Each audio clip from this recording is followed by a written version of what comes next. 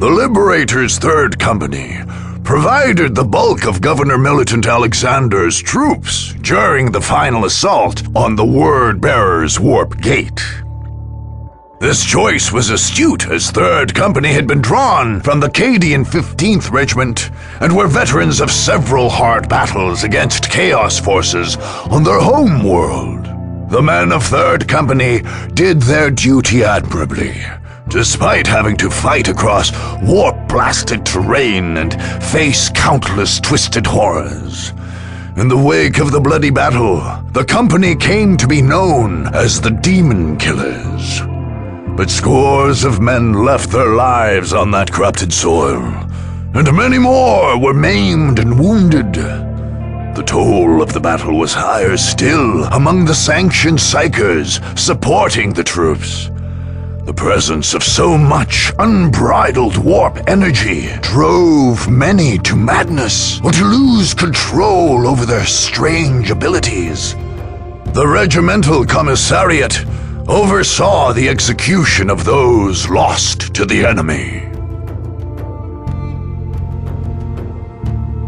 No amount of trickery or deceit could forestall the Emperor's justice when the Liberators finally tracked Farseer Taldir to the frozen train of Tyria. With the Witch's Web Gate sealed and her forces crushed, Governor Militant Alexander soon held the Xenofarseer in his hands. Drugged and imprisoned, she would ultimately be handed over to the Inquisition. Taldir's capture meant Governor Alexander's original mission was at an end. However, in a rousing speech before the troops in Tyria and broadcast across the planet, Alexander reminded his soldiers of their duty to return Cronus to Imperial control.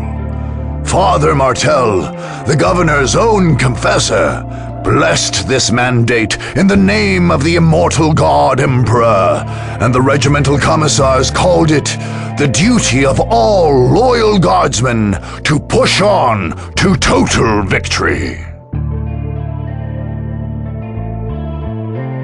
The terrifying battle through the underground labyrinth of the Necron catacombs cost the Liberators dearly. The implacable foe claimed scores upon scores of lives, notably wiping out 4th Company's 2nd and 5th platoons. But when the smoke cleared from the great detonation which collapsed the catacombs, a great cheer arose from the survivors. In several places, the ancient structures of the Necron tomb world emerged from the desert. Father Martel, confessor to the governor and the de facto archdeacon of Cronus, ultimately condemned these as heretical blights which continued to corrupt all those who spent time near them. Governor Militant Alexander took his words to heart and had his men use further bombs to reduce all ruins to rubble or bury them under tons of sand. Despite the legions of aliens he threw against the Liberators, Warlord Gorguts could not stand against the might of the Imperial Guard. The Orc chieftain's escape would later put a blemish on the victory in the Green Coast. But in the immediate aftermath, most assumed he had died in the cataclysmic explosion that destroyed his encampment. Governor Militant Alexander entrusted the job of cleaning up the now divided Orcs to Captain Gregor Vash's 2nd Company. Vash broke his forces up into individual hunter squads, offering rewards and glory to those units that confirmed the most kills. The Ogrins under his command took this contest to heart and collected massive piles of orcish skulls for themselves. The company commissar eventually forbade this practice as incompatible with the Imperial Creed. He spent some weeks in the Medicae Temple after informing the Ogrin warriors of his decision. The clash between Governor Militant Alexander and the Blood Raven Captain Thule could only end in blood. Both had explicit orders, and both were convinced they acted with the Emperor's blessing. Only when the Liberators had driven into North Vandia and leveled the Space Marines' Castellum Incorruptus did the Blood Ravens cease their purge of the planet and withdraw.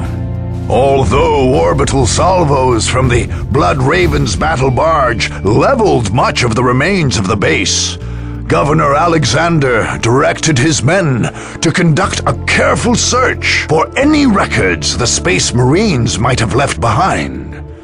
Their search was not in vain, and Alexander uncovered records linking the chapter to past visits to the planet, as well as disturbing contradictions in the chapter's history. It seems likely that these discoveries led directly to the Inquisition's probe of the chapter soon thereafter. Certainly one of the most hard-fought, the Imperial victory over the Tau forces in Asharis was definitely the most celebrated of the Liberation campaign. In the death of the ethereal Shiores and the retreat of his forces, Governor Militant Alexander saw the completion of his dream of once and for all stripping Cronus from the Tau Empire. A military parade through the streets of Asharis marked the victory, along with repeated scenes of sanctioned destruction of the signs of alien occupation. The Regimental Commissariat also established offices in Asharis and other liberated cities where citizens could provide information on those who had aided the alien occupiers. The trials of accused collaborators were rapid and deadly, the Emperor's justice having no mercy for traitors to the human race.